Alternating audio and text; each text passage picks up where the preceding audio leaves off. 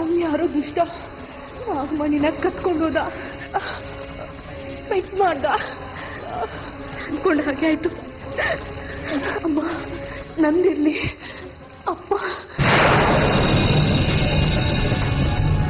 ನಾಗರಾಜಂಗೆ ಏನಾಯ್ತು? ಆ ದುಷ್ಟ ಅವ್ರಿಗೇನ್ ಮಾಡ್ದ ಗೊತ್ತಿಲ್ಲ. ಅಪ್ಪ ಅವನ ಹತ್ರ ಗುದ್ದಾಡ್ತಾ ಇದ್ರು, ಹಂಗೂ ಪೆಟ್ಟಾಗಿತ್ತು. ಬಂದಿದ್ದವನು ತುಂಬಾ ಕ್ರೂರಿ, ಕರುಣೆನೇ ಇಲ್ದವನು. ನಾಗಮಣಿಗಾಗಿ ಏನ್ ಬೇಕಾದ್ರೂ ಮಾಡ್ತಾನಮ್ಮ.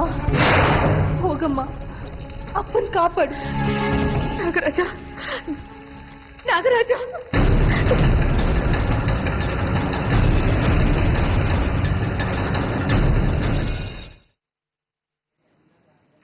ಎಸ್, ಈಗಾಗಲೇ ನಿಮ್ಮೆಲ್ಲರಿಗೂ ಕೂಡ ಗೊತ್ತಾಯ್ತು ಅಂತ ಅನ್ಕೊಳ್ತೀನಿ. ಜಿ ವಾಹಿನಿಯಲ್ಲಿ ಪ್ರಸಾರ ಆಗ್ತಾ ಇರುವಂತಹ ನಾಗಿನಿ ಚಿತ್ರತಂಡ ನಮ್ ಜೊತೆಗೆ ಇರುವಂತದ್ದು ಸೀರಿಯಲ್ ತಂಡ. ಎಸ್, ಒಂದ್ ಕಡೆ ಎಲ್ಲೊಂದ್ ಕಡೆ ಆ ಸೀರಿಯಲ್ ನೋಡ್ತಾ ನೋಡ್ತಾ ಅನಿಸ್ತಾ ಇದೆ, ಎಲ್ಲೊಂದ್ ಕಡೆ ಫಿಲಂ ತರ ಕಾಣಿಸ್ತಾ ಇದೆ ಅಲ್ಲ ಅಂತ. ಸೊ ಆ ಫೀಲ್ ನನಗೂ ಕೂಡ ಆಗಿದೆ. ವೆಲ್ಕಮ್ ಮಾಡ್ಕೊಂಡ್ಬಿಡೋಣ. ಈಗಾಗಲೇ ನಾಗಿನಿ ಕ್ಯಾರೆಕ್ಟರ್ ನಲ್ಲಿ ಕಾಣಿಸ್ಕೊಂಡಿರುವಂತಹ ದೀಪಿಕಾ ದಾಸ್ ಅವರು ನಮ್ ಜೊತೆಗಿದ್ದಾರೆ. ಅವ್ರನ್ನ ವೆಲ್ಕಮ್ ಮಾಡೋಣ. ಕಾರ್ಯಕ್ರಮಕ್ಕೆ ಸ್ವಾಗತ ದೀಪಿಕಾ. Thank you. ಎಸ್, ಇನ್ನ ಸೀರಿಯಲ್ ನ ಹೀರೋ ಆದಂತಹ ಅರ್ಜುನ್ ಕೂಡ ನಮ್ ಜೊತೆಗಿದ್ದಾರೆ. ರಿಯಲ್ ಆಗಿ ದೀಕ್ಷಿತ್ ಅವರು, ಅವ್ರನ್ನ ಕೂಡ ವೆಲ್ಕಮ್ ಮಾಡೋಣ. ದೀಕ್ಷಿತ್, ಕಾರ್ಯಕ್ರಮಕ್ಕೆ ಸ್ವಾಗತ. ಇನ್ನ ಸೀರಿಯಲ್ ನ ಡೈರೆಕ್ಟರ್ ಆದಂತಹ ಹಯವರ್ಧನ್ ಕೂಡ ನಮ್ ಜೊತೆಗಿದ್ದಾರೆ. ಅವ್ರನ್ನು ಕೂಡ ವೆಲ್ಕಮ್ ಮಾಡೋಣ. ಸರ್, ಕಾರ್ಯಕ್ರಮಕ್ಕೆ ಸ್ವಾಗತ. ಎಸ್, ದೀಪಿಕಾ ಅವರೇ, ಫಸ್ಟ್ ಪ್ರಶ್ನೆ ನಿಮಗೆ. ಯಾಕಂದ್ರೆ ಹಿರಿತೆರೆಯಿಂದ ಕಿರುತೆರೆಗೆ ಬಂದಿದ್ದೀರಾ, ಯಾಕೆ? ಯಾಕೆ ಅಂದ್ರೆ ಈ ತರದೊಂದು ಪರ್ಫಾರ್ಮೆನ್ಸ್ ಓರಿಯೆಂಟೆಡ್ ಕ್ಯಾರೆಕ್ಟರ್ ಎಕ್ಸ್ಪೆಕ್ಟ್ ಮಾಡೋದ್ರಿಂದ ತುಂಬಾ ಲಾಂಗ್ ಜರ್ನಿ ಇದೆ ಆಬ್ವಿಯಸ್ಲಿ. ಸೊ ಇಂಥ ಒಂದು ಆಪರ್ಚುನಿಟಿ ನನಗೆ ಸಿಕ್ಕಿದಾಗ ನಾನು ಇದನ್ನ ಮಿಸ್ ಮಾಡ್ಕೋಬಾರ್ದು ಅಂತ ಅನ್ನಿಸ್ತು. So that to mythology character, ತುಂಬಾ ರೇರ್ ಕೇಸ್ ಈ ತರದೊಂದು ಕ್ಯಾರೆಕ್ಟರ್ ಇಷ್ಟು ಬೇಗ ಸಿಗೋದು. ಸೊ ಹಿರಿತೆರೆಯಿಂದ ಕಿರುತೆರೆಗೆ ಬರೋದಕ್ಕೆ ಇದೊಂದು ತುಂಬಾ ಮೇಜರ್ ಕಾರಣ ಆಯ್ತು ನನ್ನ ಕೆರಿಯರ್ ಅಲ್ಲಿ. ಸೊ ಮಿಸ್ ಮಾಡ್ಕೋಬಾರ್ದು ಈ ಆಪರ್ಚುನಿಟಿನ ಅಂತ ಹೇಳ್ಬಿಟ್ಟು ಬಂದೆ. ಸೊ ಒಳ್ಳೆ ಕಥೆ ಸಿಕ್ಕಿದೆ. ಎಲ್ಲೊಂದ್ ಕಡೆ ಅದು ಕೂಡ ಸಿನಿಮಾದ ರೀತಿಯಲ್ಲಿ ಕಾಣಿಸ್ತಾ ಇದೆ. ಆ ಸೀರಿಯಲ್ ಕೂಡ ನಮ್ಗೆಲ್ಲೂ ಕೂಡ ಸೀರಿಯಲ್ ಅಂತ ಫೀಲೇ ಕೊಡೋದಿಲ್ಲ. ಸೊ ಅದ್ರ ಬಗ್ಗೆ ಇನ್ನಷ್ಟು ಮಾತಾಡೋಣ. ದೀಕ್ಷಿತ್, ಎಲ್ಲೊಂದ್ ಕಡೆ ಹೊಸಬ್ರು ಅಂದ ತಕ್ಷಣ ಚಿಕ್ಕ ಪುಟ್ಟ ಪಾತ್ರಗಳು ಸಿಗ್ತಾ ಹೋಗುತ್ತೆ. ಎಲ್ಲೊಂದ್ ಕಡೆ ನಾನು ಕೂಡ ನಟನೆ ಮಾಡ್ಬೇಕು ಅಂತ ಬಂದಾಗ ಈ ಒಂದು ಇಂಡಸ್ಟ್ರಿಗೆ ಅತಿ ಬೇಗವಾಗಿ ಒಂದು ಮೇಜರ್ ಕ್ಯಾರೆಕ್ಟರ್ ಸಿಗೋದಿಲ್ಲ ಯಾರಿಗೂ ಕೂಡ. ಅಂತಹ ಕ್ಯಾರೆಕ್ಟರ್ ನಿಮ್ಗೆ ಸಿಕ್ಕಿದೆ, ಮೇನ್ ರೋಲ್ ನ ನೀವು ಲೀಡ್ ಮಾಡ್ತಾ ಇದ್ದೀರಾ. ಹೇಗೆ ಅನ್ಸುತ್ತಿದೆ? ತುಂಬಾ ಖುಷಿ ಆಗ್ತಾ ಇದೆ. ಅದಕ್ಕೆ ಫಸ್ಟ್ ಆಫ್ ಆಲ್ ನಮ್ ಡೈರೆಕ್ಟರ್ ಸರ್ಗೆ ಧನ್ಯವಾದ ಹೇಳ್ಬೇಕು. ಆಡಿಷನ್ಸ್ ಕೊಟ್ಟಾಗ ಒಂದ್ ರೀತಿ ಭಯ ಇತ್ತು, ಆಗುತ್ತೋ ಇಲ್ವೋ ಅಂತ. ಆಕ್ಚುಲಿ ಆಡಿಷನ್ ಸೆಲೆಕ್ಟ್ ಆಗಿದ್ದು ಇನ್ನೊಂದು ಕ್ಯಾರೆಕ್ಟರ್ಗೆ, ಕಾರಣಾಂತರಗಳಿಂದ ಲೀಡ್ ಆಗಿ ಸೆಲೆಕ್ಟ್ ಆದ. ಸೊ ತುಂಬಾ ಖುಷಿ ಆಗುತ್ತೆ. ಈ ತರ ಒಂದು ದೊಡ್ಡ ಜವಾಬ್ದಾರಿ ನನ್ ಮೇಲಿದೆ ಅಂತ ಅಂದಾಗ, ಒಂದು ಸೀರಿಯಲ್ ಜವಾಬ್ದಾರಿ ಇದೆ, ಅದನ್ನ ಮುಂದೆ ನಡ್ಸ್ಕೊಂಡು ಹೋಗುವಂತ ಜವಾಬ್ದಾರಿ ಅಂದಾಗ ಇಲ್ಲೊಂದ್ ಕಡೆ. ಎಸ್ ಸರ್, ಒಳ್ಳೆ ಕಥೆನ ಕೊಟ್ಟಿದ್ದೀರಾ. ಜನ ಕೂತ್ಕೊಂಡು ನೋಡೋ ಅಷ್ಟರ ಮಟ್ಟಿಗೆ ರೀಚ್ ಆಗ್ಬಿಟ್ಟಿದೆ ಈಗಾಗಲೇ ನಾಗಿನಿ ಸೀರಿಯಲ್. ಯಾಕೆ ಈ ಒಂದು ಕಥೆನ ಮಾಡ್ಬೇಕು ಅಂತ ಅನಿಸ್ತು? ನನಗೆ ಒಂದಿತ್ತು, ನಾನು ಮುಂಚೆ ಸೋಷಿಯಲ್ ಸಬ್ಜೆಕ್ಟ್ ಗಳು ಮಾಡ್ಕೊಂಡ್ ಬಂದಿದ್ದೆ. ಶುಭಮಂಗಳ, ಅಗ್ನಿಸಾಕ್ಷಿ, ಮಧುಬಾಲ, 3 ಸೀರಿಯಲ್ಗಳು ಸೋಷಿಯಲ್. ನಾನ್ ಚಾನಲ್ ಝೀಗ್ ಒಂದು ಸೀರಿಯಲ್ ಮಾಡ್ತೀವಿ ಅಂದಾಗ ಏನೋ ಒಂದು ಡಿಫ್ರೆಂಟ್ ಆಗಿರೋದು ಮಾಡ್ಬೇಕು, ಅಂದ್ರೆ ಸೋಷಿಯಲ್ ನ ಮೀರಿರೋದೇನಾದ್ರೂ ಮಾಡ್ಬೇಕು ಅಂತ. ಹಾಗಂದ್ರೆ ಕನ್ನಡದ ಬಜೆಟ್ಗೆ ಅಥವಾ ನಮ್ಮ ಒಂದು ಮಾರ್ಕೆಟ್ ವ್ಯಾಪ್ತಿಗೆ ಏನೇನೋ ಮಾಡಕ್ಕಾಗಲ್ಲ ನಾವು. ಕೆಲವು ಲಿಮಿಟೇಷನ್ಸ್ ಇದೆ. ಆ ಲಿಮಿಟೇಷನ್ ಅಲ್ಲೇ ಒಂದು ಹುಚ್ಚಾಟ ಆಡುವ ಒಂದ್ ಇದಕ್ ಹೋಗಿ ನಾವು ನಾಗಿಣಿನ ಸೆಲೆಕ್ಟ್ ಮಾಡ್ಕೊಂಡ್ವಿ. ಆಮೇಲೆ ಹಾವು ಯಾವತ್ತು ನನ್ನ ಪ್ರಕಾರ ಕಥೆಯಲ್ಲಿ ಹಾವು ಸೋತಿಲ್ಲ. ನಾವು ಹಳೆ ಕಾಲದಿಂದ ಸಿನಿಮಾಗಳನ್ನ ತಗೊಂಡ್ ಬಂದ್ರೆ ಹಾವು ಅನ್ನೋ ಒಂದು ಕ್ಯಾರೆಕ್ಟರ್, ಈ ಶಿವ, ನಾಗಮಣಿ, ಈ ಒಂದು ಫೀಲ್ ಇದೆಯಲ್ಲ, ಅದು ವೆರಿ ಮಚ್ ಅಟ್ಯಾಚ್ಡ್. ಅಂದ್ರೆ ನಮ್ಮ ಸಂಸ್ಕೃತಿ ಜೊತೆ ಅಥವಾ ನಮ್ಮ ಜನಗಳ ಭಾವನೆಗಳ ಜೊತೆ ಅಟ್ಯಾಚ್ ಆಗಿದೆ. ಅದು ಬೇಗ ಅವ್ರದ್ದಾಗತ್ತೆ. ಆಮೇಲೆ ಆ ಫ್ಯಾಂಟಸಿ ಎಲ್ಲ ಜನಗಳಿಗೆ ಇಷ್ಟ ಆಗುತ್ತೆ, ಇಷ್ಟ ಆಗಬಹುದು ಅನ್ನೋ ಒಂದು ಧೈರ್ಯದ ಮೇಲೆ ನಾವು ತಗೊಂಡ್ವಿ. ಬಟ್ ಜನ ಒಪ್ಕೊಂಡ್ರು, ಇಷ್ಟ ಆಗಿದೆ. ಸೀರಿಯಲ್ ತುಂಬಾ ಟಾಪ್ ಅಲ್ಲಿ ಹೋಗ್ತಿದೆ, ತುಂಬಾ ಖುಷಿ ಇದೆ. ಎಸ್ ಸರ್, ಎಲ್ಲೊಂದ್ ಕಡೆ ದೇವರ ಪಾತ್ರಗಳನ್ನ ಮಾಡುವಲ್ಲಿ ಅಥವಾ ದೇವರ ಕಥೆಗಳನ್ನ ಮಾಡುವಲ್ಲಿ ಒಂದೊಂದು ರೀತಿಯ ಎಕ್ಸ್ಪೀರಿಯನ್ಸ್ ಆಗಿರುತ್ತೆ ಅಂತ. ಅದು ಸಿನಿಮಾ ಆಗಿರಬಹುದು, ಸೀರಿಯಲ್ ಆಗಿರಬಹುದು. ಅಂತ ಪಾತ್ರಗಳನ್ನ, ಅಂತ ಕಥೆಯನ್ನ ಮಾಡುವಾಗ ಎಲ್ಲೋ ಒಂದ್ ಕಡೆ ಫೀಲ್ ಆಗಿರುತ್ತೆ, ಅದು ನಿಜವಾಗ್ಲೂ ಆಗ್ತಾ ಇದೆಯಾ ಅನ್ನುವಂಥದ್ದು. ಆತರ ಫೀಲ್ ಏನಾದ್ರೂ ಆಯ್ತಾ ನಿಮ್ಮಲ್ಲಿ? ಖಂಡಿತ ಆಗಿದೆ. ಅಂದ್ರೆ ಈ ಝೋನರೇ ಬೇರೆ. ಹೆಂಗೆ ಅಂತಂದ್ರೆ, ಒಂದು ಹಾವಿನ ಸಬ್ಜೆಕ್ಟ್ ಮಾಡ್ತಾ ಇದೀವಿ, ಕಂಟಿನ್ಯೂಸ್ ಆಗಿ ಕಾಡಲ್ಲಿ ನಾವು ಶೂಟ್ ಮಾಡ್ತಾ ಇದೀವಿ, ಕಂಟಿನ್ಯೂಸ್ ಆಗಿ ಕಾಡಲ್ಲಿ ಶೂಟ್ ಮಾಡ್ತಾ ಇದೀವಿ. ಸುತ್ತ 10-20 ಹುತ್ತುಗಳಿದೆ, ಹುತ್ತುಗಳ ಮಧ್ಯೆ ಶೂಟ್ ಮಾಡ್ತಾ ಇದೀವಿ. ಒಂದು ಭಯ, ಒಂದು ಆತಂಕ, ಆ ನೈಟ್ ಎಫೆಕ್ಟ್, ಆ ಲೈಟಿಂಗ್, ಎಲ್ಲೋ ಕತ್ಲೆ ಓಡಾಡ್ಕೊಳ್ಳೋದು. ಅಂದ್ರೆ ಇನಿಷಿಯಲ್ ಎಪಿಸೋಡ್ಸ್ ತುಂಬಾ ನೈಟ್ ಎಫೆಕ್ಟ್ ಇತ್ತು.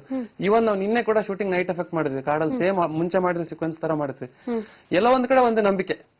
ನಾನು ದೇವರನ್ನ ನಂಬ್ತೀನಿ, ಇದನ್ನೆಲ್ಲ ನಂಬ್ತೀನಿ, ನಾನು ಆಧ್ಯಾತ್ಮ ತುಂಬಾ ನಂಬ್ತೀನಿ. ಆ ಕಾರಣಕ್ಕೆ ಖಂಡಿತವಾಗ್ಲೂ ಎಲ್ಲೋ ಒಂದ್ ಕಡೆ ಅದು ನಾವು ಮಾಡ್ತಿರೋ ಕೆಲಸ ಪಾಸಿಟಿವ್ ಆಗಿ ಟರ್ನ್ ಆಗಿದೆ ಅಂತ ಖುಷಿ ಪಡ್ತಿದ್ದೀನಿ. ಎಸ್, ಅಂತ ಎಕ್ಸ್ಪೀರಿಯನ್ಸ್ ಸಾಕಷ್ಟು ಇರುತ್ತೆ, ಅದ್ರ ಬಗ್ಗೆ ಇನ್ನಷ್ಟು ಮಾತಾಡೋಣ. ದೀಕ್ಷಿತ್, ಎಲ್ಲೊಂದ್ ಕಡೆ ಫಸ್ಟ್ ಸೀರಿಯಲ್ ಇಷ್ಟು ಬೇಗ ರೀಚ್ ಆಗಿದೆ, ಒಳ್ಳೆ ಫೇಮಸ್ ಹೆಸರು ಮಾಡಿರುವಂತಹ ಸೀರಿಯಲ್ ಕೂಡ ಹೌದು. ಅನ್ಕೊಂಡಿದ್ರಾ ಫಸ್ಟ್ ಸೀರಿಯಲ್ ಇಷ್ಟೊಂದು ನಾನು ಹೆಸರು ಮಾಡಬಹುದು ಅಂತ? ಆಕ್ಚುಲಿ ಇದು ಫಸ್ಟ್ ಸೀರಿಯಲ್ ಅಲ್ಲ, 3ನೇ ಸೀರಿಯಲ್. ಸೊ ಅಲ್ಲೆಲ್ಲ ತುಂಬಾ ಕಷ್ಟಪಟ್ಟು ಒಂದ್ ಕ್ಯಾರೆಕ್ಟರ್ಗೋಸ್ಕರ ಅದ್ರ ಬೆಲೆ ಗೊತ್ತು ನನಗೆ. ಸೊ ಅನ್ಕೊಂಡಿರ್ಲಿಲ್ಲ ಇಷ್ಟು ಬೇಗ ಇಷ್ಟು ಫೇಮ್ ಸಿಗುತ್ತೆ ಮೇನ್ ರೋಲ್ ಅಲ್ಲಿ ಕಾಣಿಸ್ಕೊಂಡು ಆದಷ್ಟು ಬೇಗ ರೀಚ್ ಆಗೋದಿರುತ್ತಲ್ವಾ, ಅದು ತುಂಬಾ ರೇರ್ ಅಂತ ಅನ್ಕೊಳ್ತೀನಿ. ಹೌದು, ತುಂಬಾ ರೇರ್. ಅಂತದ್ರಲ್ಲಿ ನಾನು ಲಕ್ಕಿ ಅಂತ ಹೇಳೋದಕ್ಕೆ ಇಷ್ಟಪಡ್ತೀನಿ. ಅದು ಬಿಟ್ಟು ಬೇರೆ ಏನು ಹೇಳೋದಕ್ಕೆ.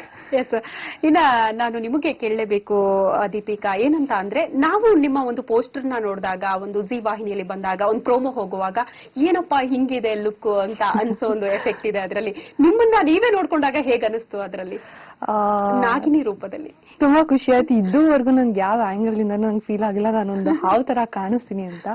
All credit goes to sir, because ಈ ಒಂದು ಲುಕ್ ನ ನಾವು ಫಿಕ್ಸ್ ಮಾಡೋದಕ್ಕೆ 1.5 ಮಂತ್ ಮೇಲೆ ತಗೊಂಡಿದೀವಿ ನಾವು. ಪ್ರತಿ ಒಂದು ಚಿಕ್ಕ ಚಿಕ್ಕ ವಿಷಯನು ಕನ್ಸಿಡರ್ ಮಾಡಿ, ಇದು ಹೀಗೆ ಇರ್ಬೇಕು, ಹೇರ್ ಸ್ಟೈಲ್ ಹೀಗೆ ಇರ್ಬೇಕು, ಕಣ್ಣು ಹೀಗೆ ಕಾಣಿಸ್ಬೇಕು, ಲೆನ್ಸ್ ನ ಏನಿಲ್ಲ ಅಂದ್ರೆ 3 to 4 ಕಲರ್ಸ್ ಚೇಂಜ್ ಮಾಡಿದೀವಿ ನಾವು ಈ ನಾಗಿಣಿ ಇದಕ್ಕೋಸ್ಕರ.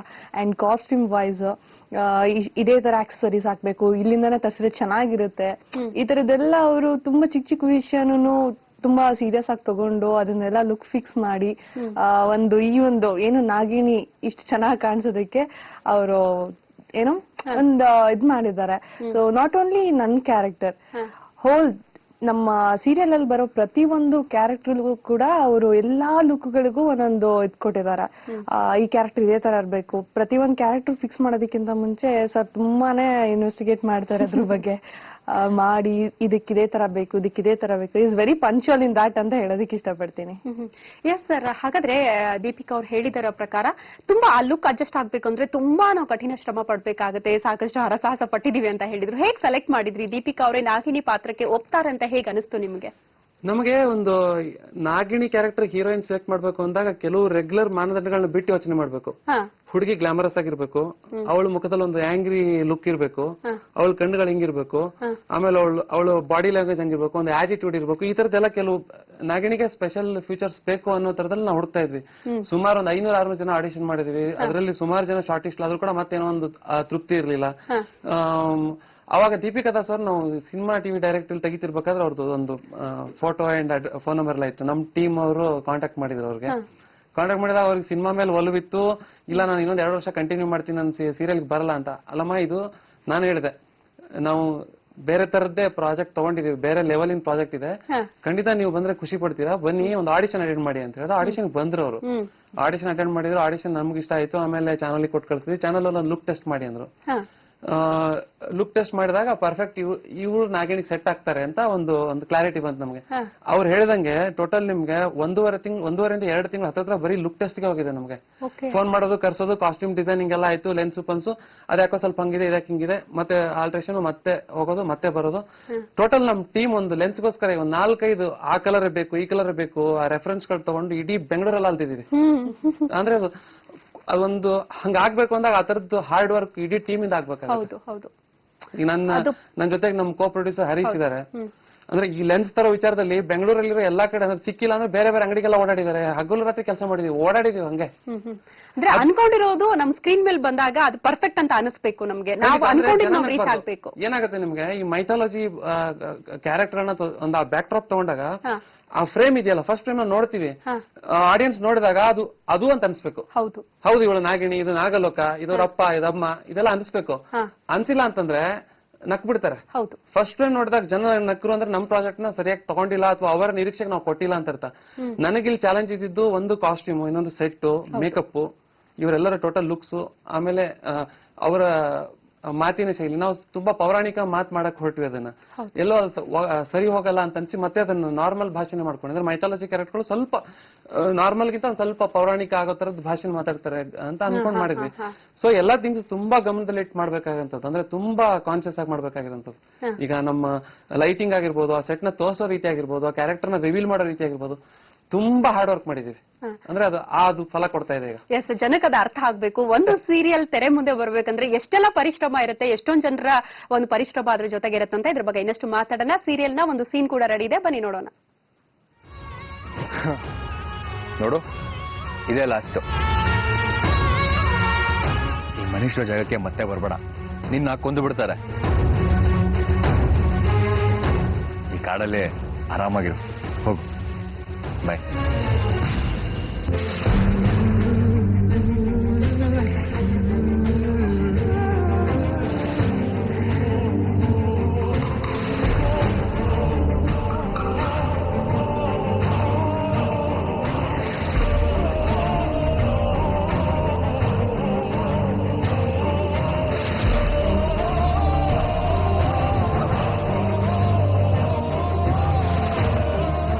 ಅರ್ಜುನ್, ಬಾ ದೇವ್ರಿಗೆ ಹೋಗಿ ಕೈ ಮುಗ್ಬಿಟ್ಟು ಬರೋಣ.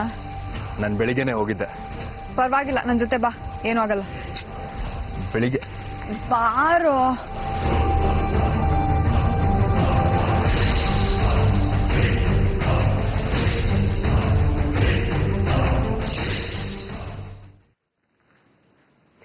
ಎಸ್ ದೀಕ್ಷಿತ್, ಯಾವಾಗ ಈ ಒಂದು ಸೀನ್ ಕ್ರಿಯೇಟ್ ಆಯ್ತು? ಈ ಸೀನ್ ಬಗ್ಗೆ ಏನ್ ಹೇಳಕ್ ಇಷ್ಟಪಡ್ತೀರಾ?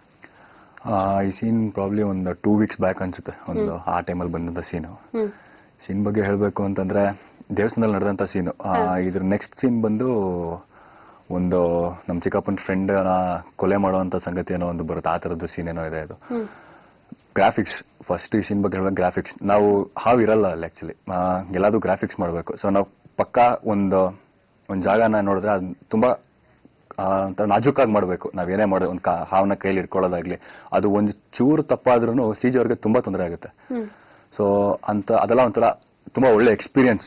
ನಾನ್ ಖಂಡಿತ ಬೇರೆ ಸೀರಿಯಲ್ ಮಾಡಿದ್ರೆ ಇಂಥ ಅವಕಾಶ ಎಲ್ಲ ಸಿಗ್ತಾ ಇಲ್ಲ. ಒಂದು ನೈಟ್ ಸರ್ ಹೇಳಿದಾಗ ನೈಟ್ ಎಫೆಕ್ಟ್ ಆಗಿರ್ಬೋದು, ಅಥವಾ ಇನ್ನೊಂದು ಆ ಕಾಡಲ್ಲಿ ಓಡಾಡೋಂಥದ್ದೆಲ್ಲ ಆಗಿರ್ಬೋದು, ನಾನು ಖಂಡಿತ ಬೇರೆ ಸೀರಿಯಲ್ ಮಾಡಿದ್ರೆ ಸಿಗ್ತಾ ಇರ್ಲಿಲ್ಲ. ಈ ಸೀರಿಯಲ್ ಇಂದ ಸಿಕ್ಕಿದೆ.